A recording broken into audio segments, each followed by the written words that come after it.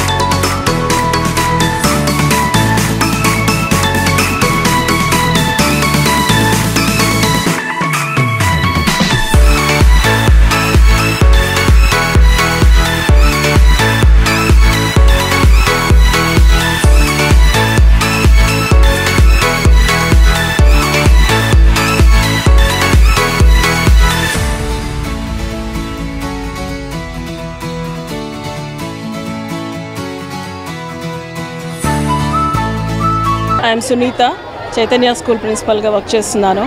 ప్రతి సంవత్సరం మేము కృష్ణాష్టమి వేడుకలు చాలా ఘనంగా జరుపుకుంటాం. అదేవిధంగా ఈసారి కూడా ఉట్టి ఉత్సవం కానీ, పిల్లల నృత్యాలు కానీ, రాధాకృష్ణుల అలంకరణలతో వీళ్ళు వచ్చి చాలా అనేకమైన వివిధమైన ప్రదర్శనలతో అందరినీ అలరించబోతున్నారు. చైతన్య అంటే చదువులోనే కాదు, ఆటపాటలు, సాంస్కృతిక కార్యక్రమాల్లో కూడా మొట్టమొదటి స్థానం ఆక్రమిస్తుంది అని చెప్పడానికి ఎటువంటి అతిశయోక్తి లేదు. ఈ సందర్భంగా విద్యార్థులకు, తల్లిదండ్రులకు ప్రత్యేకమైన కృతజ్ఞతలు తెలుపుకుంటున్నాం.